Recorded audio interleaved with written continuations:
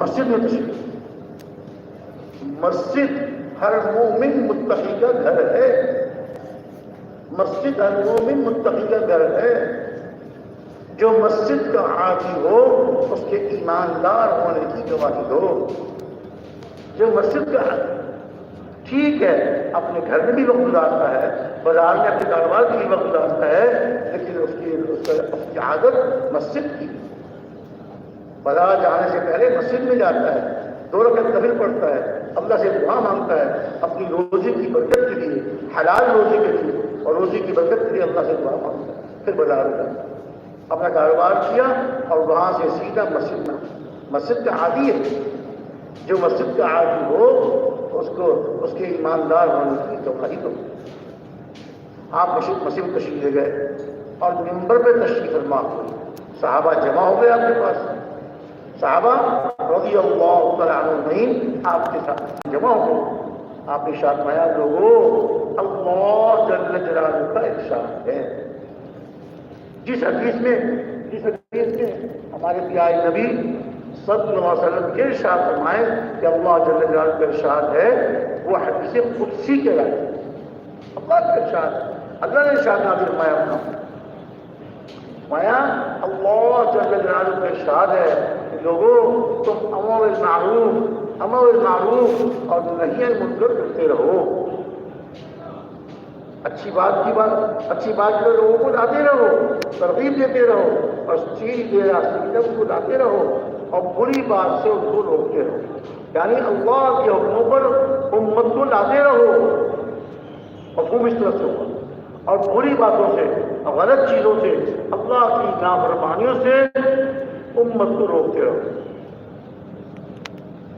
تو یہ ہے اچھی بات سے لوگوں کو لاتے رہو اور بری بات سے روکتے رہو۔ اگر ایسا نہیں کیا تو اس کا خطرہ ہے کہ ایسا کوئی بات اہمیت کے ساتھ، اہتمام کے ساتھ ارشاد فرمانی ہوتی تھی تو بس وہی بات ارشاد فرمائی اور اس کے علاوہ کوئی بات نہ کی، تاکہ دلوں میں اتر جائے، دماغوں میں بس جائے۔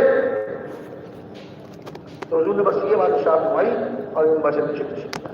اب ہم سوچیں ہم کتنی محنت کر رہے ہیں، میرا پڑوسی نماز نہیں پڑھتا،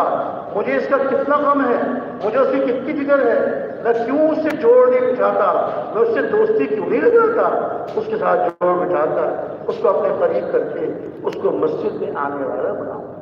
5 وقت کی نماز پڑھنے والا بناؤں۔ ہاں، آدمی جب اپنے پڑوسی سے، اپنے آس پاس والوں سے جوڑ بٹھاتا ہے، کبھی اس کا اکرام کر لیا، کبھی اس کے گھر میں کچھ بھیج دیا، کھانے پینے کی چیز بھیج دی، کھانے پینے کی چیز بھیج دی، کئی مٹھائی بھیج دی کہ میرے یہاں بیٹا ہوا ہے، میرے بچے کی یہاں بیٹا ہوا ہے، میرا پوتا ہوا ہے، یہ اس کی خوشی میں مٹھائی ہے، اور وہ خوش ہوتا ہے کہ میرے پڑوسی نے میرے لیے مٹھائی بھیجی ہے۔ اس کا اکرام، پڑوسی کا اکرام، پڑوسی کے اتنے حقوق، پڑوسی کی اتنی ذمہ داریاں۔ ارشاد فرمایا کہ حضرت جبریل علیہ السلام مجھے پڑوسی کے بارے میں اتنے حقوق بتاتے رہے، پڑوسی کا یہ بھی حق ہے، پڑوسی کا یہ بھی حق ہے، پڑوسی کا یہ بھی حق ہے، اتنے حقوق آتے تھے مجھے پڑوسی کا حق بتاتے تھے، اتنے حقوق بتائے کہ مجھے یہ ہونے لگا کہ شاید اب جو آئیں گے یہ کہہ دیں گے کہ جس طرح آدمی کے قریبی رشتے دار ہوتے ہیں، بہن بھائی، کہ اگر والد کا انتقال ہو گیا تو بیٹا بیٹی والدہ جیسے ان کے وراثت میں سب کے حصے ہوتے ہیں، ایسے مجھے یہ ہوا کہ شاید اب پڑوسی کے بھی ذمہ دے کہ پڑوسی کو ہی میراث میں شامل کرو، لیکن پڑوسی کا میراث کا نہیں کمایا، لیکن پڑوسی کے بہت حقوق بتائے، پڑوسی کے میرا پڑوسی ہے، اگر وہ دین پر نہیں چل رہا اور غیر مسلموں کے، ان نصرانیوں یہودیوں کے اور ان ہندوؤں اور سکھوں کے لباس پہنتا ہے، اس کے گھر میں ان کی چیزیں ہیں، تو مجھے غم کیوں نہیں ہوتا، مجھے پریشانی کیوں نہیں ہوتی؟ میں اپنے پیارے نبی صلی اللہ علیہ وسلم کی کامیابی دنیا کی بھی اور آخرت کی بھی صرف اور صرف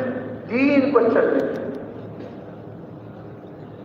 دنیا کی بھی کامیابی اور آخرت کی بھی کامیابی اللہ تعالیٰ نے صرف اور صرف دین پر چلنے میں